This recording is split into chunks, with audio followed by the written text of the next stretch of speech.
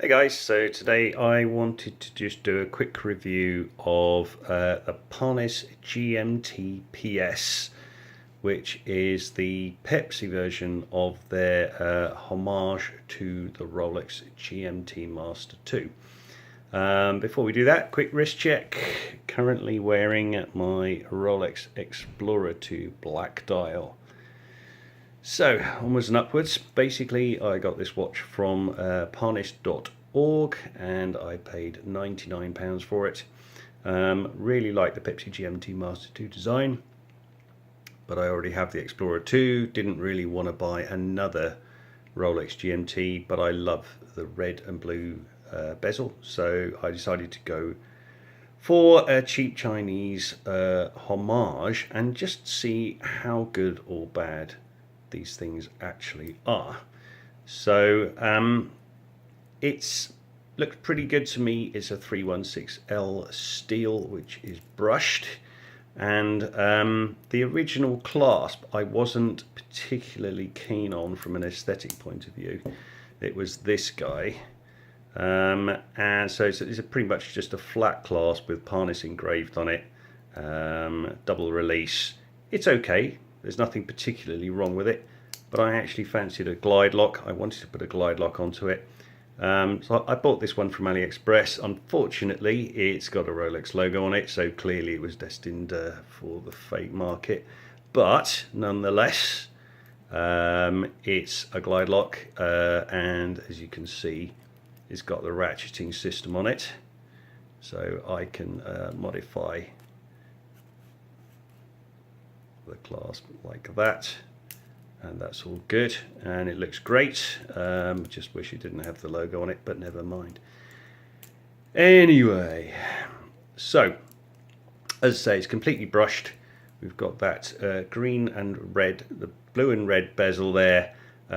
We've got 120 clicks of rotation, good solid click there. We've got the red GMT hour hand, and the regular hands, the date. Now this is actually a sapphire crystal. I've checked it with my diamond tester and it very much is sapphire as advertised. We've got a Chinese DG 2804B movement inside, I believe it is, which supports the 24-hour hand. And it looks pretty much like the GMT Master 2, which is replicating. Nice little bit of red text on the dial, which I can show you. If I just move the hands out of the way. So we can see there in red text, we've got GMT. It says GMT automatic. So the actual crown operation, obviously it's windable and hackable. About 40 winds, start to finish. Pop it out one notch, and you can move the date forward, so it's got a quick set date, and if you rotate it backwards you can set the 24-hour hand pretty much wherever you want.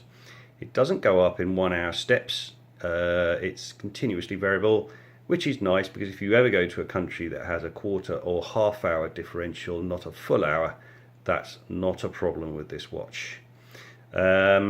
If you pull it all the way out, as you can see, it hacks, the second hand stops, and we can go backwards or forwards with all the hands, so that's all good. The operation of the crown is possibly, I guess you could say, is kind of grainy. It's not hugely smooth. That's a function of the movement. It's a cheap movement, but it does seem to be quite bulletproof. A lot of people report this as lasting a very long time. Now, obviously, it comes unregulated. I think it was somewhere in the order of 12 seconds fast when I got it. So I popped the back off with a box standard Rolex style case remover, and I got a cocktail stick, and I regulated the watch using my time grapher, and it now loses 2 and a bit, I think 2.4 seconds a day, so it's actually very accurate. I really like the bezel. I love the way it reflects the light. It's an aluminium bezel, it's not ceramic, but I actually think the aluminium bezels look a bit better, I think, in the various different types of light. And I'll just put my lamp on here actually, so you can see it in a different type of light. And so it's a very, very pretty, very good looking watch. I've made it accurate by spending 10 minutes regulating it. And what else to say? I think it looks pretty good on the wrist. We'll just pop it on.